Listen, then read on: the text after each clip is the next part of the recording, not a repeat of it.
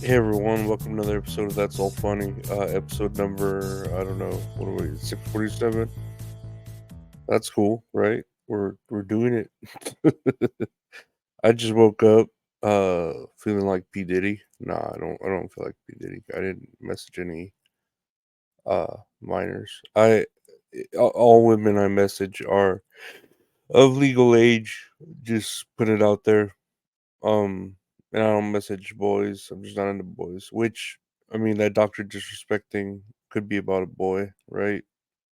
We could all be wondering, oh, it's about a girl. No, wait, it's a boy. What a twist!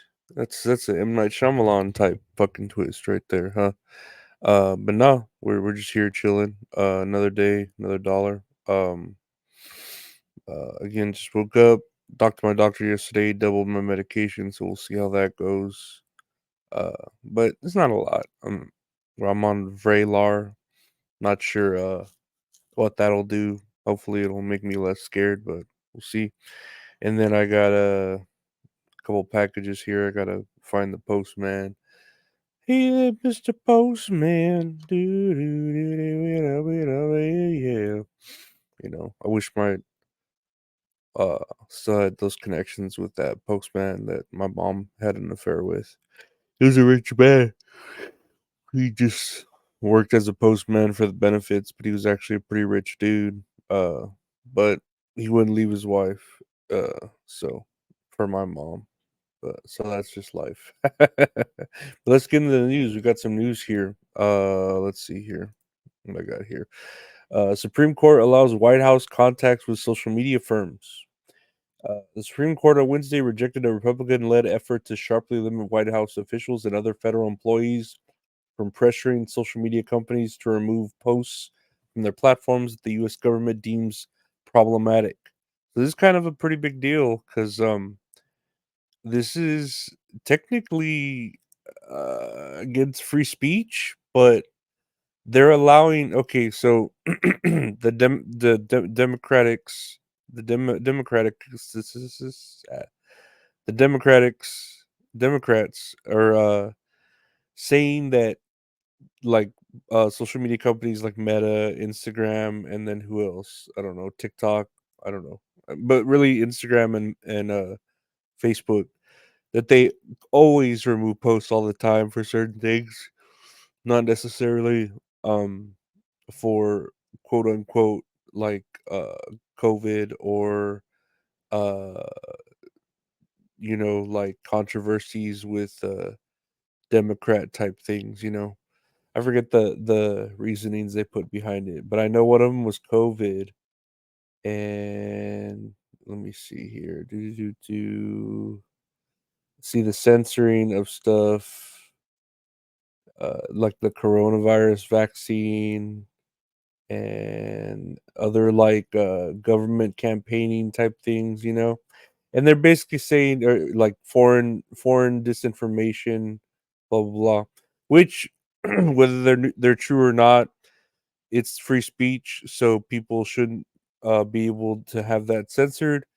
But the Biden administration is saying we're allowed to contact these social media companies and kind of tell them, "Hey, can you please remove it?"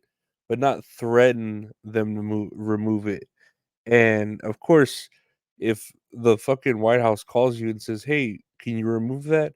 You're gonna remove it. You're not gonna wait for a threat. You know what I mean? Like, um, because that's what it says here. Like, the Biden administration told the court that the officials are entitled to share information, participate in public debate, and urge action as long as their requests to remove content are not accompanied by threats.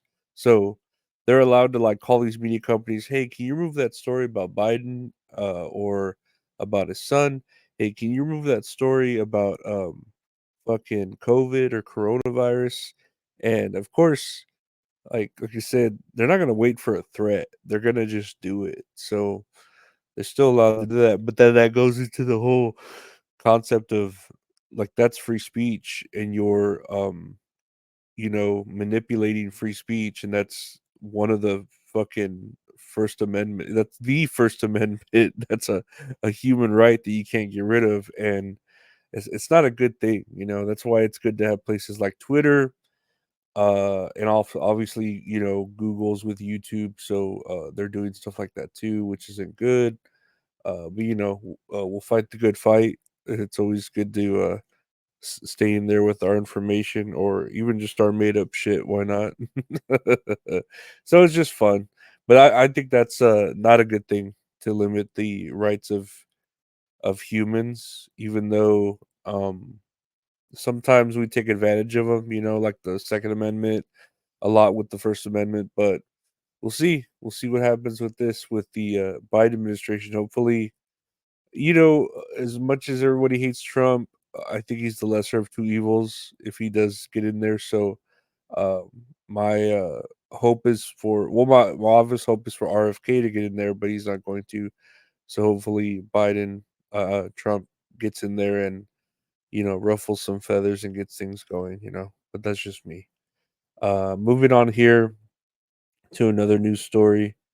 Man who diverted National Park River to ease boat access to Lake Michigan is put on probation.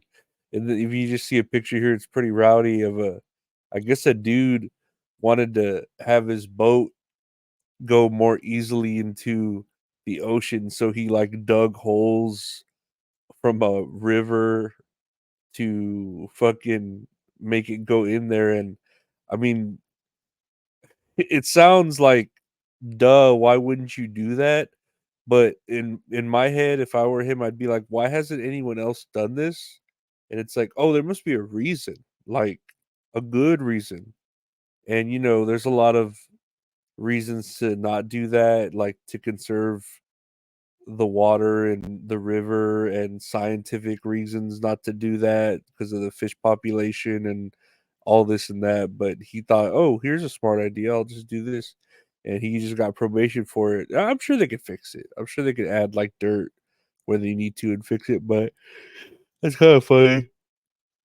Ooh, excuse me. That's kind of funny that he just decided to do that just to make his boat easier to fucking go into the ocean. And who gives a fuck? Like there ain't other problems in the world, just me trying to get my boat easier into the ocean. So good for him having not any problems at all, that this is a problem for him. Good for him. The big news yesterday, I guess the big news today is it was the one with the Supreme Court allowing the White House contacts with social media firms. That must be a big deal that we were just talking about earlier. So we'll see how that unfolds with the idea of free speech again. But another big deal about what's going on. Julia Assange lands in native Australia after pleading guilty in U.S. court. So Julia Assange is a free man after enduring nearly 14 years of arbitrary detention in the UK, 5 years in maximum security for his groundbreaking publishing work with WikiLeaks. Julia Assange has arrived home on Australian soil. And I'm not sure what he did. I know it says here he pleaded guilty. He had to plead guilty to a single felony in the US court in Northern Mariana Islands on Wednesday and left a free man. Assange release. US prosecutors have accused Assange of conspiring with Chelsea Manning, who, as an intelligence analyst in the U.S. Army, leaked to Assange hundreds of thousands of classified documents, including about 250,000 U.S. Department of State cables. So yeah, he just leaked a bunch of documents that I guess change the way we look at the government, and he published WikiLeaks. I don't know why everything's a wiki, but yeah, good for him that he's a free man, although it took so long. And again, the fight for free speech and all that stuff, it's obviously becoming harder for the government to fight it. Now they're trying to just make deals like this, because it's hard to suppress us, the the vox populi, the voice of the voiceless. Nah, I don't know. It's just whatever, man. I'm glad he's a free man. I don't know if he did a lot. I'm sure he did, but good for him. Hopefully he doesn't end up, you know, hanging around somewhere. Lastly, here on the news that I got here, scientists create smiling robot face from living human skin cells. Scientists unveiled Tuesday a humanoid robot face they created from lab-grown, self-healing human skin.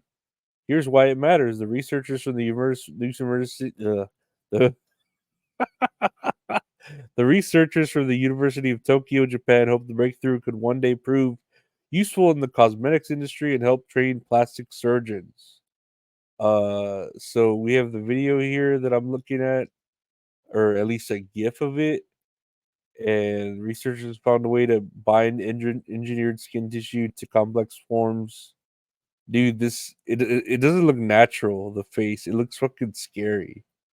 And this brings with it potential benefits to robotic platforms, such as increased mobility, self-healing abilities, embedded sensing capabilities, and an increasingly lifelike appearance.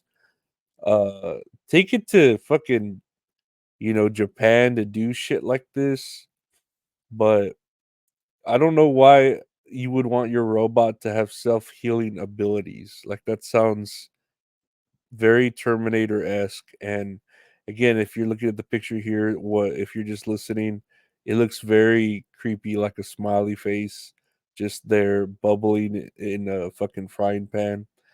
Um, I get why they did it, and of course, eventually we're gonna want our robots to look more lifelike and be able to heal and all that shit, but I don't know. Right now, it's just unsettling. Like, I feel like they shouldn't publish this to the public.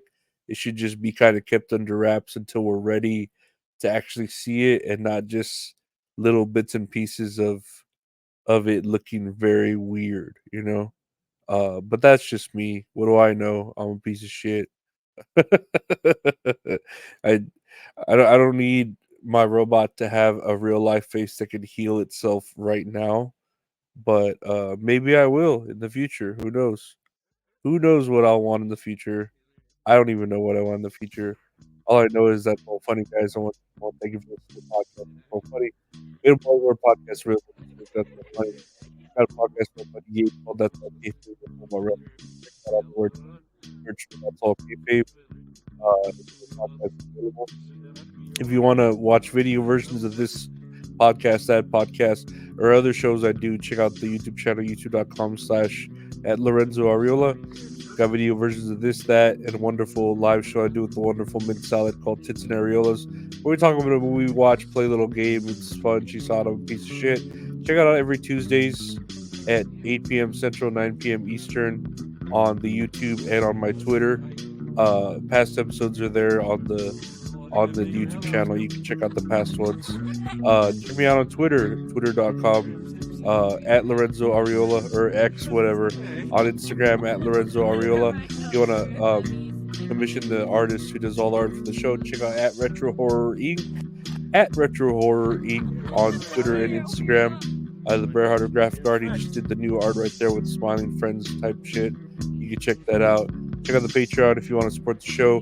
Thank you to everyone for listening. Like, subscribe. Take care. Be safe. Bye.